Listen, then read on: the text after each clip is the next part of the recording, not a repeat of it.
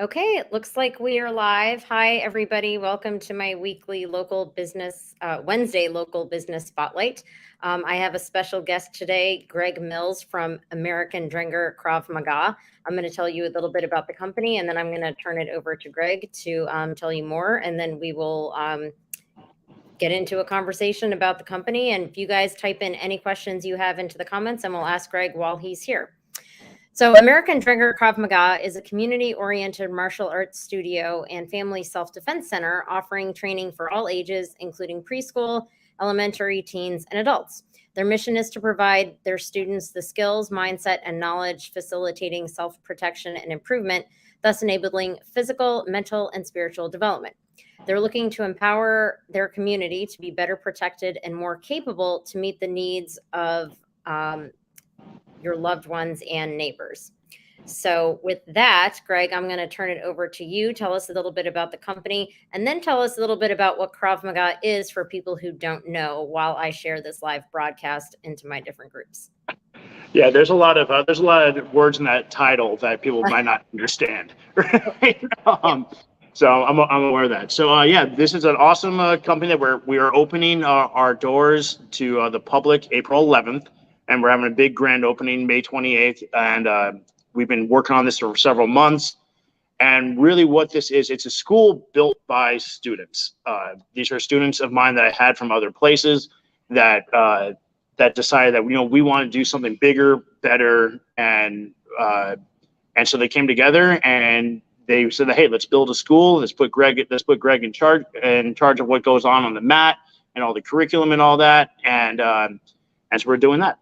So we teach. I'm very real about the self-defense. I don't shy away from just doing something enough repetition and saying, "Hey, we've always done this way." I'm always big on improving and learning and adapting. So our curriculum is really, really battle tested, self-defense and law enforcement and military and stuff like that. Not that our average student is a militant person, right? But just things that we know that work.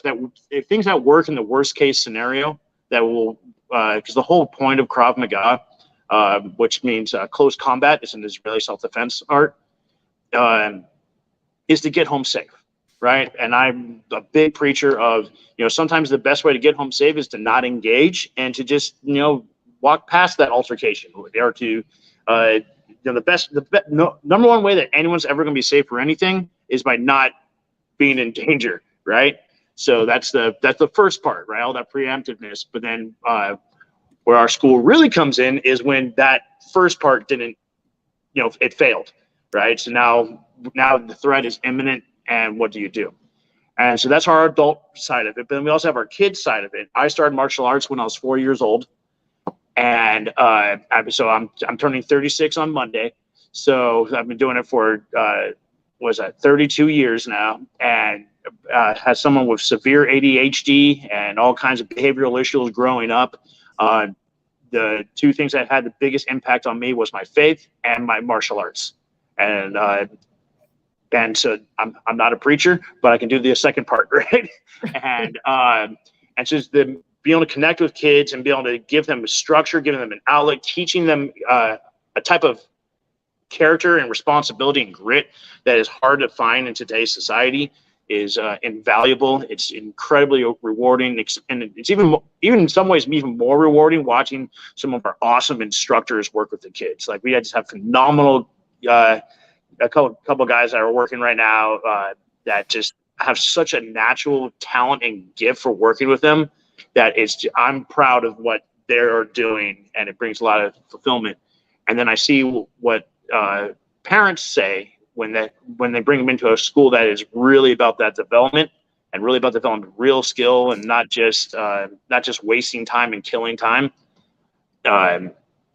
It's really beneficial because they learn how to defend themselves. They learn how to stand up for themselves. They learn how to get better grades in school. They learn how to set themselves up to succeed in life. So probably a little longer than I meant to go on, but that's our school. Nope, that's perfect. That gave me time to share this in all my different groups, and now I can start asking my questions. Fantastic. So I can see that we have people tuned in already. I can't see who you are because I don't think I have that technology to do that. But let us know where you're checking in from. Let us know if you know Greg, if you've ever been to one of the classes that he's taught, or if you have any questions. Because when I first, well, before I ever went to Krav Maga, I was scared. I didn't know what it was. I remember that. But I love working out, and I loved the class. It was so much fun. I don't want to do it injustice by describing it, but the way that I would describe it as a layperson who is not a martial arts instructor, it's basic real world, how to defend yourself if you are out in public and something goes down. And I know I've seen Greg teach different classes before. I think in the beginning of COVID, there were some classes online that you taught about like carjacking. There might have been a home invasion one, maybe defense against firearms, things like that. So I'm not saying that your school does that, but that's We just do. Absolutely. Oh, okay. Well, I mean, Yeah, that's an example of like the real world stuff that I'm talking about that, you don't think about. I mean, you think to lock your doors and things like that, but so I guess at that point I'll turn it over to you to like tell us just a little bit more about. I guess first we'll start on adults and what adults can learn for real world purposes from Krav Maga. absolutely. So, yeah, so Krav Maga, like I said before, means contact combat. It comes from, it's really defense arts.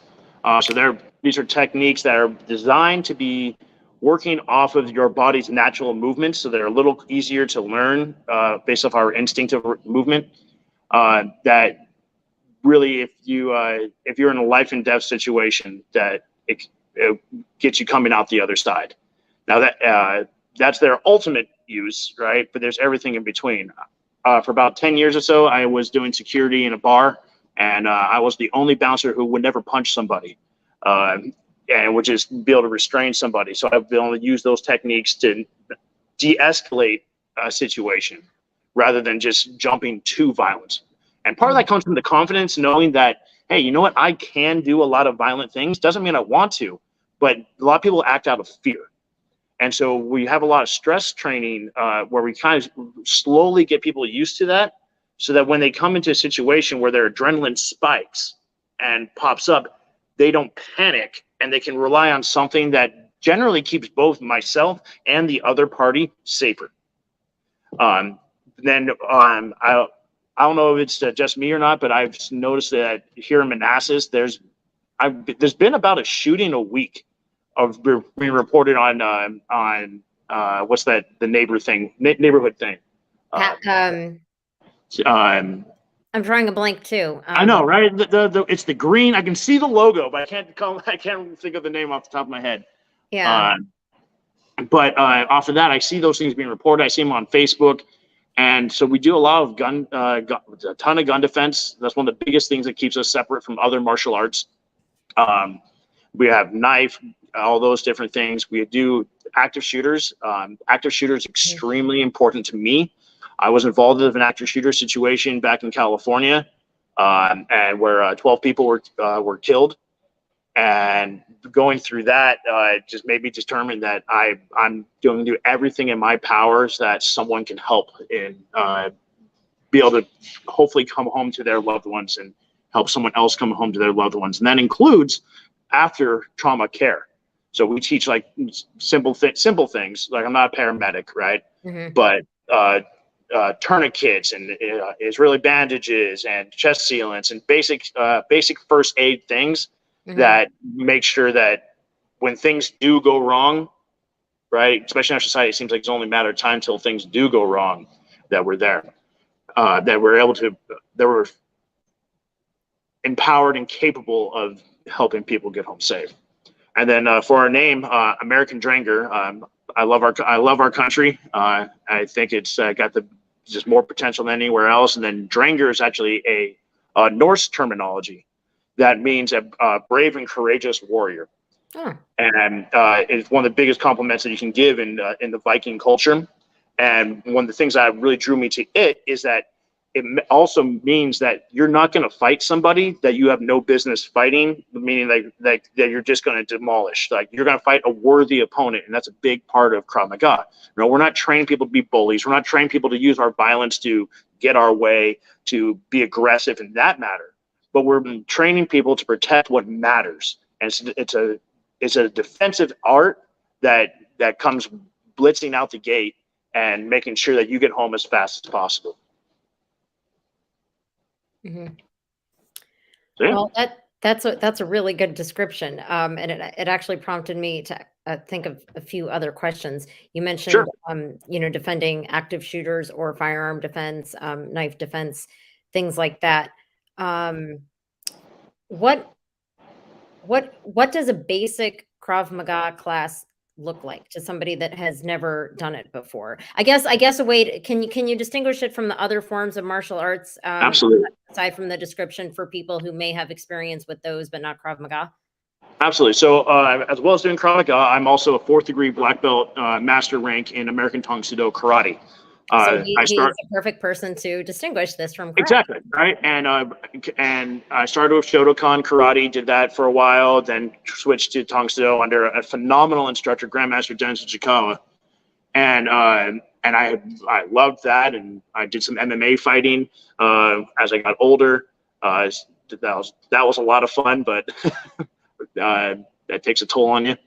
And then I got to the point where I was kind of bored with it, and I went to one of my other karate instructors, Grandmaster Mark Cox, who's the head of the American Krav Maga Federation, which we are a part of now. And I told him what I was going through, and he said, "Hey, you got to try out Krav." And my knowledge of Krav at that point was that's the art where you just kick everybody in the nuts.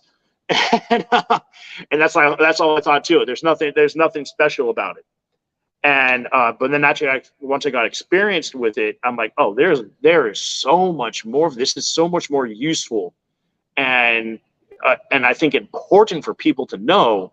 While martial arts and traditional karate has phenomenal skills, and just these athletes that do it are just phenomenal, right? I've met a lot of them that have such incredible skill that can't fight their way out of a paper bag, right? And that's not going to help you much on the street.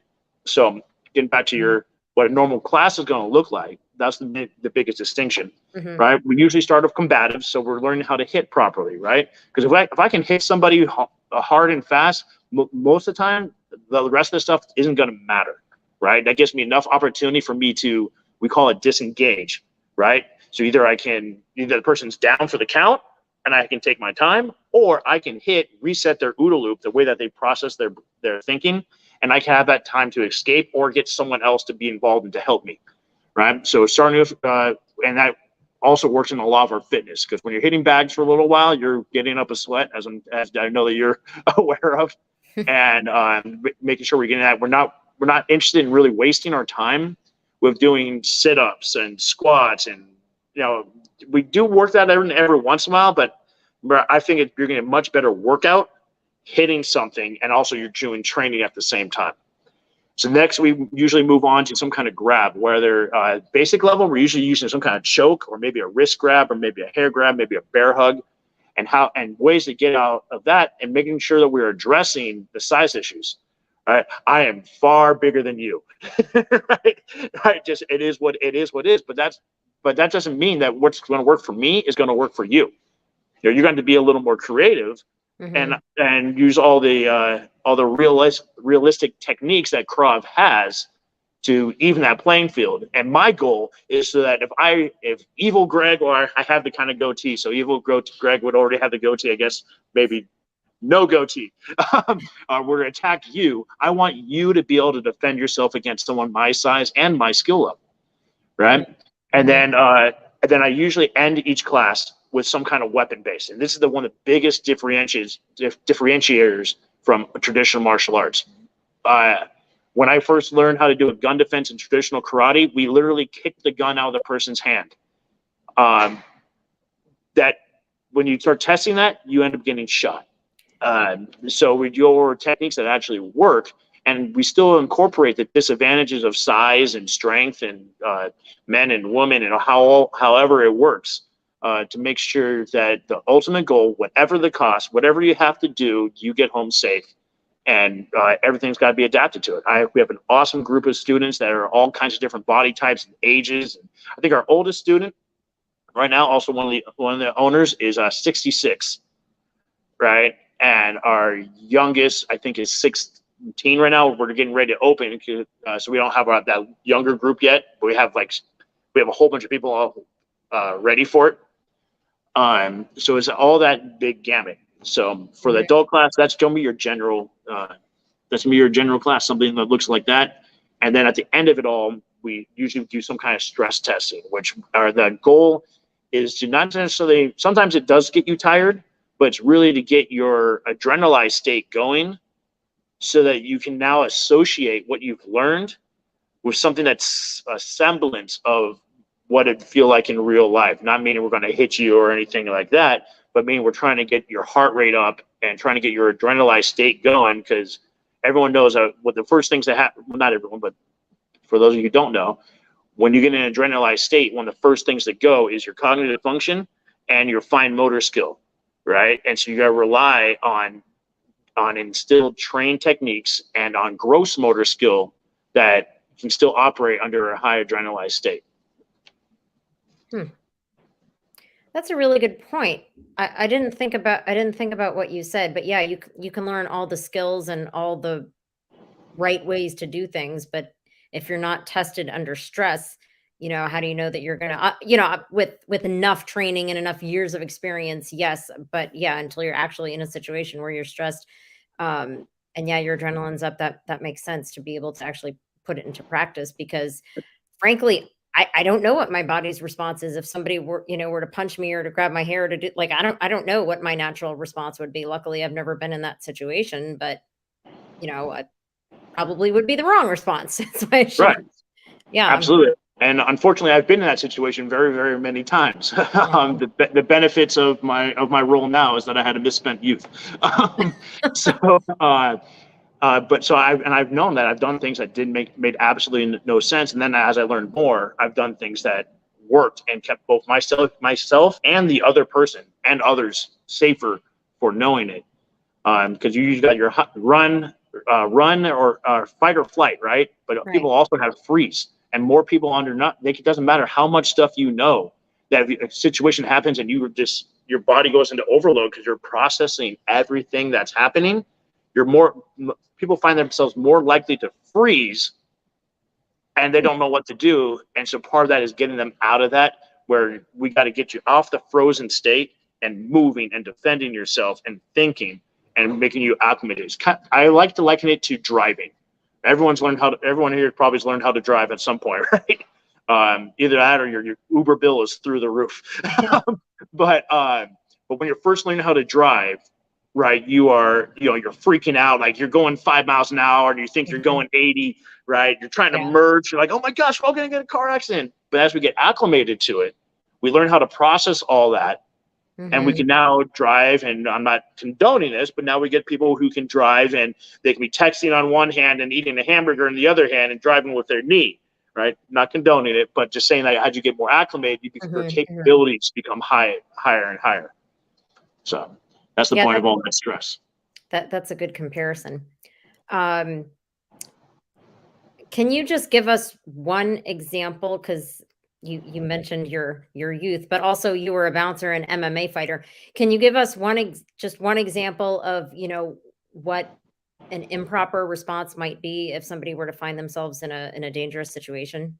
Because I'm kind of having trouble picturing that, and I think it might be helpful for people. So, oh man, I gotta pick a scenario. All right, let's just pick a random. Let's take a scenario that someone's going to come in and someone's going to punch you. Yeah, just for right. Just the most simple thing. For whatever reason, you got to that point where this person has decided they want to inflict physical harm with you with a big punch. Most people's untrained reaction, right, is to put their hands up away. Right, you can see how far my hands are from me. If someone's going to hit, that's not protecting very much, right? But if I get that train and I get surprised, right, I can come in here and now see how my whole head is protected. And also, in addition with that, a lot of times this comes out and my body goes away. which means if this block fails and I get hit, I'm going backwards. I'm losing my footing. I'm potentially taking that to the ground, where that's a horrible place to be. Like jiu-jitsu is an amazing art, but the art changes very much when they can hit you, right? When you're on the ground. The ground's got concrete, asphalt, all those different things that make things rougher. But if I'm we call it a shell. If I shell and I move in towards the danger, towards the attack, which is a very counterintuitive movement, I actually, if my hand's out here, let's see, let's do this hand, right? Yeah, there we go, right? If I get into this pocket, the main threat is out here, and I've moved myself into here, so I'm safe, so I can protect myself better. I have more of my arm protecting me. I have forward momentum driving in and pushing the person back, and that could be enough. Boom, just get in. We call it a rhino charge.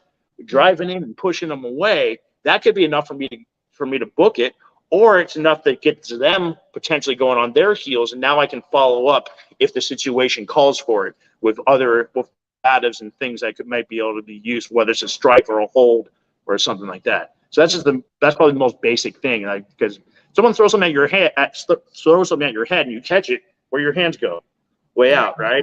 Yeah. Right. We don't think getting in here, even if we do this isn't going to help us very much. But getting into a strong shell that protects would be a good example. That's a really good example, and I wouldn't have thought that, and I'm glad I asked. And now that I'm thinking about it, yeah, if something is not necessarily being thrown at me, but if something is coming at me, I tend to just brace, kind of expecting it, which I shouldn't do, because that's not going to help me at all. I'm just waiting for the impact. I don't know why that's our human instinct to do that. I think because most of the times if we shy away from something, it misses us, and then we're safe. And also, people often forget about the emotional component of a self-defense situation. Right? We think, oh, there's a hand throwing. If I've decided I'm going to punch you, I probably have a lot of emotion coming out. And when we've all been around somebody who's who's just raging, right? Who has all this aggression exuding from them, and you want to create space because as we want semblance, we want balance, right? We want tranquility. And so when that aggression comes, our natural, even our emotional and spiritual side, we want to create that separation. And so that's why a lot of those things tie into there. It's not just the physical aspect of, oh, that makes no sense. I don't want to be anywhere near this, so I'm going to move away. It's the reason why when you see something on TV that maybe makes you upset or makes you you don't like that, right? We do this. It's on TV, and we shy away from it and cringe. Our body moves away because we're instinctively we're trying to create separation from that interaction. So the same thing happens in self-defense. Interesting. I had no idea. I never knew that. Yeah, I love this stuff. I can talk about this forever. Well, I'll probably have to have you on again at some point talking more. Yeah. But I did want to talk, I mentioned this briefly, but we mentioned firearms and knife defense, things like that. In Krav Maga in general and at your studio, do you talk about whether or not, people should be armed, or, if they're armed with a weapon, what to do with it? Or is it more about defending in case somebody else has a weapon and is attacking you with a weapon? Or is it about how to utilize a weapon in the midst of all these other tactics as well? It's primarily on the defensive side, but we do make sure we're taking into account because if you defend yourself from a weapon using some of our techniques, you are taking a weapon away from somebody. So now you have a weapon in your hand. And so I will not teach. I'll be in the middle of the class, and then when we switch to a gun technique or something like that, we go over the 4 firearm rules of safety every single class. So my students know them far better than Alec Baldwin, right? Never point. Always put your firearm in a safe direction. Finger off the trigger until you're ready to shoot. Make sure it's not loaded. I can't remember the 4th one. Always know what is in front and behind your target, right? Because I'm going to shoot this target and it goes through. I'm responsible for every round that leaves that gun, right? So my students know that. They have it drilled into them, because if someone holds them up at an ATM or something and they take a gun away and then they shoot and they hit someone walking down the street the other side, they are responsible for that. And there's the legality responsibility where you're going to be held legally accountable. Mm-hmm. But to me, I'm a person that like the moral implication, the moral responsibility that to me far outrides that, right? If I'm going to be having something as powerful and effective as a firearm in my hand, I should be properly trained how to use that. So as we get higher up in our ranks, we don't start this necessarily at the lower ranks.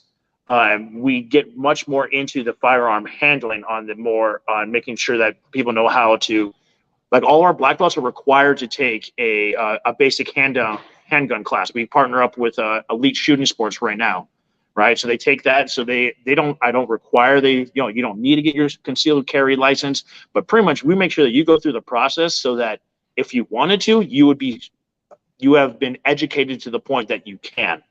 And then I leave that up to individual people. Personally, I almost always have a firearm on me.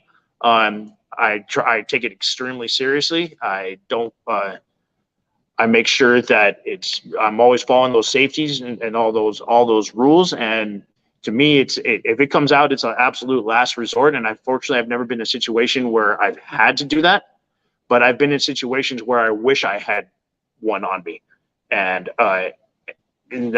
from years ago where things ended up very badly, and that could have changed things and made myself and people I'm with safer.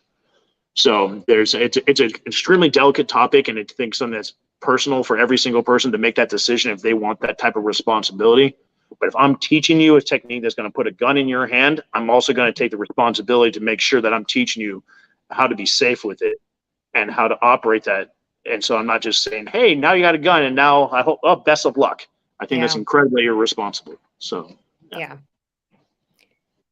Well, I have a firearm too. I have a concealed carry permit. But I'm not as experienced as you are. So, but that's one thing that I think about all the time. And they say in all the classes, because I've taken several classes, at the NRA and other places, if you pull that firearm out, or if you have a firearm in your hand, like you said, you need to be prepared to use it.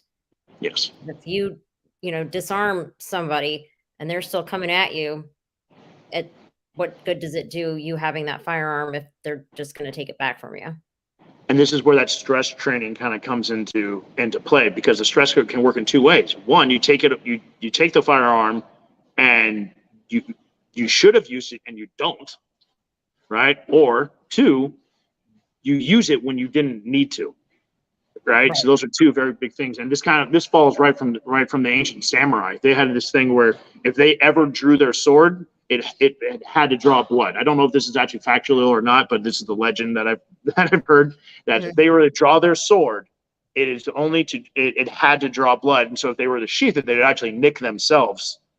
To be like, I drew my sword when I shouldn't have, so I'm going to cut myself, to still honor that respect for the weapon. That these things only, and I feel the same way. You only hit somebody if you need to, right? It's the same thing, just on a lesser scale. Yeah, exactly. Yeah. Well, this conversation made me really want to check out your studio as soon as it opens. Come on down. I'd love to have you, right? Because the first time that I went to Krav Maga, it was literally the week before COVID. So then everything shut down, and things are still kind of shut, but nothing's really completely back to normal. But yeah, I was so excited, and then everything closed, and I'm like, no, I can't go back. But we talked about a lot about the adults, and I could frankly keep talking because I find this really fascinating. But let's talk about the Krav Maga for the kids and the younger people. You'd mentioned, I think either in the description or you mentioned earlier, building self-esteem and things like that. So can you talk about what children can expect in Krav Maga? Absolutely. So just to put all the parents at ease, we're not teaching 4-year-olds how to do gun defenses. Just to be clear. Yeah, we're talking about adults. But our junior program, as they do get higher up in the ranks, they do learn very basic weapon defenses. which I think is important. You see, the first time I got stabbed, it was in middle school. So it's and that was, oh God, that was farther, that was longer ago than I care to remember. The first time? Yes, the first time. Okay. I've been in 2 knife fights that yeah. I think you all, everybody watching, can be assured that you will get phenomenal training from Greg, because he has clearly been through it all. Oh, I feel like I've made almost every wrong decision when I was younger, and fortunately learned from them and had amazing instructors, Jensen Jaco and Mark Cox, and all of them that have helped me guide me onto a proper path where now I can use those things, that's trouble that I went through, all the hell that I put my parents through. Right, I can use that experience to be helping kids today and helping adults today in a different way. Mm-hmm. So, but yeah, so it's big. You have going through ranks where they have responsibilities. So these are our manuals for each of our programs. We have our, let's see, which one's our adult? We have our adult manual. So this has your entire curriculum and everything for it. And then we have our little warriors. So this is our 2 to 5 year olds. So even they have this a manual like this. And in here we have things like learning how to call 911, learning basic things like that. So each belt where they go up, they're learning important life skills and learning how to be accountable. And they got to bring in their book. They got to get it signed off. They got to show responsibility and accountability. And I don't want their parents bringing this stuff in. I want the child bringing it in, because it's the child's responsibility. The parents are not in there earning a rank, at least not during their class. We do have adult class and family plans. So, that these kids learning their responsibility. Then we have a whole another one for the junior rank, which it goes through, and they have to keep account of the things that they're doing in class. It keeps there's things that for them to do outside of class, and really where we're working on building up that development. And a lot of people shy away from things that are hard, things that are disciplined. So many kids are stuck on their. I'm a huge gamer, but too many kids are stuck on their Xboxes, on their PlayStations, and all the things, are watching YouTube and TikTok or whatever the newest thing is, and them being able to come out and do something physical where they are sometimes they are intimidated by it, and for them to overcome it, that builds grit, that builds character, that builds strength, that builds confidence, right? You can't grow if they're not outside their comfort zone, right? And a lot of times these comfort zones for the Xboxes and the comic books, and like I love both of these, right? Create this safe world that can't be penetrated by things that are difficult.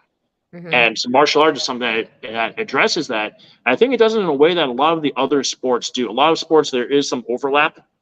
But I think martial arts, one, you're learning how to actually defend yourself, which, if I didn't have martial arts growing up, I probably wouldn't be here. And I grew up in a really safe neighborhood. So I don't know how I found all this trouble. But also there's an individual responsibility that you don't find as much in many other sports. You got your track and you got your different things where you are more individualized, but most of these sports that kids are doing are baseball, soccer, football, things like where it's a team, which is a phenomenal thing, right? Our black belts, which have their whole other manual of all the stuff they go through their 8-month process of getting their black belt. They work as a team together, and we build together. So there's all these different aspects that tie in together that our kids really benefit from. And me personally, having my ADHD, I love sitting down with parents and being like, "Hey, I understand I understand what you're going through from your kid's perspective, right? Like, as much as he's been a little terror or just driving you bonkers right now, in most cases, I was usually worse." So there's a couple that have been like, "Oh boy, you beat me out too," right? But being able to have that connection and being involved with the family and being involved with the child and having them all three work, myself, the instructor, parents, and child work together, it's awesome to see what that accomplishes, and and having that sense of community where they're pushing each other and recognizing that, you know, you can get hurt a little every once in a while. You can take a bump, you can take a bruise, you can take failing a test, and life's still going to move on. And what are you going to do about it now? Are you going to throw up your hands, give up, and wait for someone to come and save you? Or are you going to sit down and do the work and do better next time? And that's what I think our kids program has. And we have it in two different flavors: our little warriors, our little ones, because they require a totally different approach. And then our juniors, as we're really getting them ready, as they're learning all these skills, but as they get closer to their black belt level, that they're going to go into the adult program. And so they take all these skills that they've learned, just like I did, and can apply them in a much more real way that lasts, where they can look back on this and know that I can help. I can be a good example. I can be a leader to my friends. I can be a leader to my siblings. I can be a leader to my family. I can be a leader to my future coworkers, my employees, my husband, my wife, my kids, and it just goes. And where things like football, everyone usually does it, unless you're Tom Brady or something, you usually stop, even if you're at your highest level in your 30s or so. But martial arts, like I said, we have a student doing it who's 66. And my instructor just turned 60 yesterday, actually. So, yeah. Well, that was a really good description, and I totally agree with you. Kids, I spend way too much time, in front of the screens and playing video games, and they do need to get more active. And even me, as a grown adult who likes to work out, it's hard to go and try something new, especially something new that's absolutely difficult. So, imagine, how a child who, well, confidence aside, just comparing adult and child, yeah, I mean, it's great that the program is teaching children to get out there and, not be afraid and build their confidence. I think that's so important. I think it's one of the most important things that we do, because one thing, keeping in mind, kids, adults look at the world and we pretty much understand the gist of it, right? Kids are still trying to figure out, what is this place that I'm living in, right? So when they're experiencing something new, there's even more stress that they are experiencing. And so we make sure we're helping them along and figuring out how to develop those skills to learn new things. And then, especially in our school systems, bullying is a massive problem, and that's where a lot of this developing a spine and some thick skin and some character, that doesn't mean that what other people are doing is right, but it means that you are sturdy enough to handle the slings and arrows as they come, and not haul off on people like I used to when I was a kid, right? Someone called me a name and I punch them in the face, right? Not the right action, right? But learn how to, because the hitting someone, the physical stuff is only so far, but we also need to think about our kids' emotional health and their emotional grit, their emotional sturdiness. And when we coddle them, right, all we're doing is stopping them from being able to develop their own tough skin to be able to handle life. And we see this all over the place, where a lot of our youth is going into the workplace or going into other things, and they're just overwhelmed because all of a sudden mommy and daddy is not there to protect them from the harsh realities of life. Right. And I think it's something why I want this school to be such a big part of our community. I want to be involved in community service. I want to be involved in all these other small businesses. I want to make this so that we make our community beyond our walls a much better, much more capable, much sturdier place. And really, that all the adults are great, but that really starts with our kids. Yeah. That's a really good point. I again, I didn't think about the emotional aspects too. I mean, we talk about bullying and how to physically defend yourself, but the coddling, if anybody needs a good example of that, Greg, you and I are well, my birthday is next week too, but I'm turning 1 year older than you. Wait, am I? I've lost track after I turned 29 a few times. Yeah. So, but you you're essentially my age, so there is a huge difference, and anybody my age or older can, I'm sure, appreciate this, between work ethics in different generations. And I think it probably does have something to do with what you were just talking about, being coddled. When you get to a job in the real world, you have to know how to interact with. I don't even know how to describe it, because I'm just shocked sometimes at what I see. But yeah, I mean, Yeah. you have to be able to live in the world, and be able to respond to things when you don't have your parents, right by your side to hold your hand and help you. Right. And self-defense is a great way. I love throwing a curveball, especially to our advanced students, and they're like, well, I don't know that technique. Well, figure it out, man. Like, you have enough basics to fall back on. Figure it out.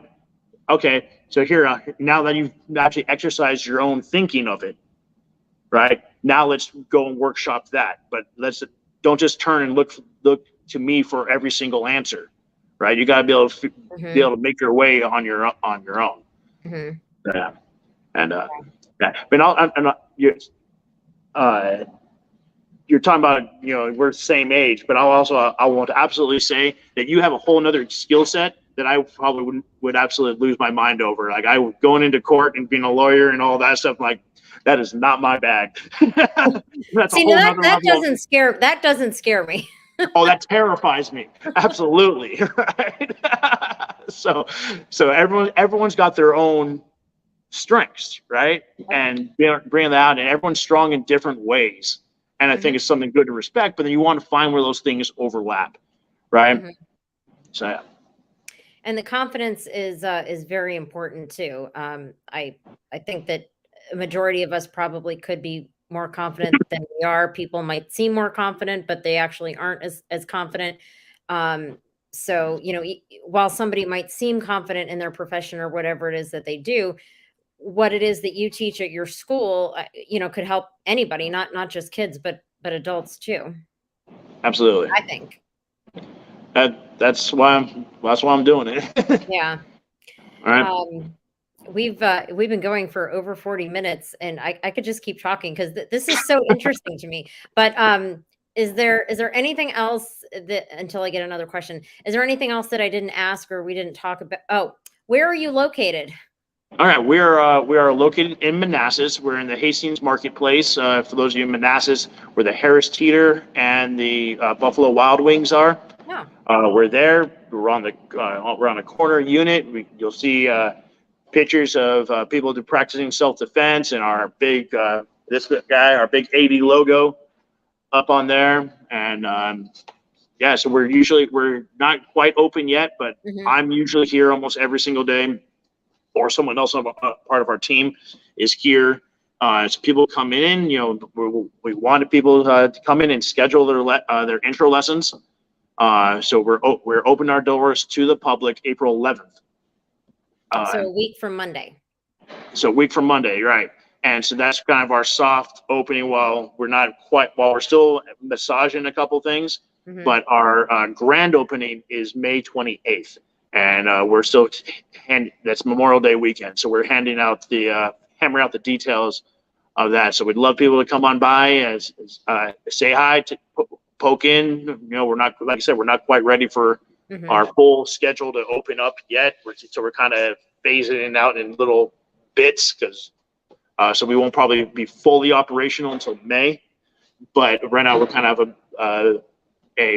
we would love some people to kind of do some to get things started and get the ball rolling. And we have a absolutely phenomenal team here. We have Eric Reyes and Jairo Rivas, are two phenomenal instructors.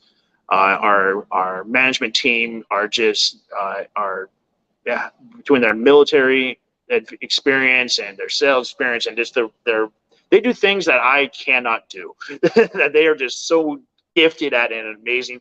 And we have a group of students who have really all come together to build this. And I love being able to say this is a school built by students for students. These are students who wanted something more than was being offered around, and they came together, put their heads together, and we said, hey, we can do this, and we built this.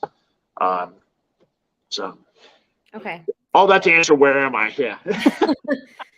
Near the Buffalo Wild Wings and Harris Teeter off of Liberia. Yes. Yeah. Yeah. Yeah. So yeah, right in the city. It's in the city of Manassas, right? Yeah. It's gonna be Yeah. right across eventually from a Texas Roadhouse. So I'm told. So I'm super excited for that. Oh, is that going where Bar Louie used to be? I don't think so. I think it's kitty corner from here. So it's an undeveloped area. Oh, that okay. that they just started laying the groundwork in there. So yeah, we got a Sweet Frog next door. So they got some amazing Dola pineapple ice cream. That is definitely like my kryptonite. I have to have I have to have hire over here. Like, hey man, I don't want to go. Don't let me go get more ice cream. But Well, Buffalo Wild Wings is what would draw me over there. all right, yeah, we're there almost. We're there more than we should be. Hey, it's good food. All It's right. good. So It's good food. It's good environment. Yeah. yes, they're located in the city of Manassas. And another question that I didn't ask because people might not know if they had never been to a class. Are classes individual, me with an instructor, or is it a group of students with an instructor? That's an excellent question. So for the kids right now, our kids are doing one-on-one.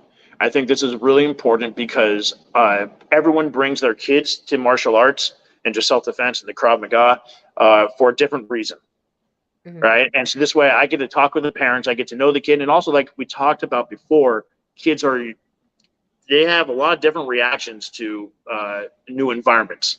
So it gives me and my staff the opportunity to really figure out how to acclimate them in the best way, most conducive way possible, so that it's a good experience for them. And we know why you're bringing your kids in, because we want to make sure that we're the school that is going to be able to facilitate as best as we can for you. For adults, we have them join a class. We have a beginner class, and we have, like I said, awesome instructors who are really great at helping people who are new, and even if no experience, no, it doesn't even have to have any athletic experience, get introduced to this and being like, hey, we're here to help you. This is a hard thing for me. I've been doing it my entire life, so to me, throwing a punch or throwing a block or something comes like breathing. But that's not the case for everybody. Some people struggle with it, and everyone learns at a different pace. And in our group beginner class, you get that attention, but you also get what I think is even more important, because a lot of adults don't find this, is you start getting a sense of community. All right, we have an amazing community here at our school that we get together. We are all super excited to go up for First Friday in just a couple days together, with our school shirts, and to just hang out and be together. And that's so we get more of that when you do the group experience for your first class. Well, you sold me on that one too. Yeah. First Friday, no, just kidding. Yeah, that's really awesome. As you probably know, I like to support local businesses, and my business is Absolutely. in the city of Manassas, and yeah, that's really cool. So I think you will get a lot of if you walk around First Friday with your t-shirts on, you'll get a lot of people interested in asking questions. So Right. that's a really good idea. And there's so many events in the city of Manassas. If you guys don't know, those of you in Manassas, there's something down at the pavilion or in the city almost every weekend, especially now that it's getting nicer outside and the restrictions are being lifted. So I'm sure I'll see you and some of your other employees at these different festivals and fairs and farmers markets and all that stuff too at some point. Absolutely, and some of our students, right? That's the thing I love about our students all go this. It's not just our team that does it. It's our it's our Krav family. It's my favorite part about the whole thing is how they have this sense of community. It's awesome. Yeah. Yeah, that is really awesome, and it's really important. And I think Manassas itself does have a good sense of community. But Yes. if people don't know about things, they can't be a part of this community. So it's good that you are reaching out to more kids and even adults that otherwise may not have had this sense of community and to belong to. So that's really awesome. Right. Oh. Yep. All right. I'm not going to ask any more questions. But is there anything else that you want to tell us before we sign off? Not just if you guys want to check us out if you're interested. www.adkravmaga.com. That's our website. I'm not going to make you guys spell Drengr. Thank you. Yeah, no problem. So if you guys check that out, we have our schedule available for you guys to schedule some appointments. We already have I think about 15 people already jumping on and eager to go once we come April 11th. So jump in, we have family plans so that it's important. I think it's important for families to train together. One of my very first memories is my dad and I in my backyard doing boxing, right? And I was like, I had a hard time because I was afraid to put my hands in the glove because I thought there was a spider in it. I don't know why I thought that, but like I was such a wuss about it. But eventually I did it, and so that's one of my earliest memories with my dad, and it's one that I really cherish. And even they're out in California, but even before I left, we did father and son classes, even in my 30s. So it's the family aspect is really important. So www.adkravmaga.com. Check it out, and I look forward to seeing you guys and welcome you to our family. I put the website in the comments, and I will also post things on my Facebook page about the opening on April 11th and the grand opening celebration May 28th. So Monday, April 11th, the studio opens. May 28th, Memorial Day weekend, their big grand opening. Check out the website. Contact Greg if you have any more questions, because he can obviously answer any question you will have because he has a lot of experience. And I can promise you all that I will be there. I will find a class that will suit my schedule, which I'm sure there will be plenty of opportunities. And maybe I'll even go live on my Facebook page not during the class, but just to show you guys that I actually I'm here, guys. That'd be awesome. Yeah, you can check out our schedules on our website, so you can check that out. We also have twice a week we're going to have noon classes. So we'll have those Tuesdays and Thursdays. We'll have classes at noon that are just general adult Krav Maga classes. So if people want to step out for their lunch break and have some fun with us. That is so awesome. I'm so glad that you do that, because a lot of gyms and other places do not have anything, during the day. It's either like super early in the morning or late at night. And frankly, I get kind of tired later at night because I get up really early. So I love that. I love that there's a noon class. That's probably where I'll be. So Tuesday or Thursday, you'll see me at American Drengr Krav Maga. So. Awesome. Looking forward to it. All right. So Greg, as I told you earlier, once I end the broadcast, you and I can still stay on for a minute, but thank you everybody for tuning in. I really hope you guys all go check it out. Do not be afraid to go, because it is so awesome. And you'll learn a lot. So thanks, Greg, for talking about your new school. I appreciate your time. All right. Thank you for having me. This was fun. Yep. All right. Bye, guys.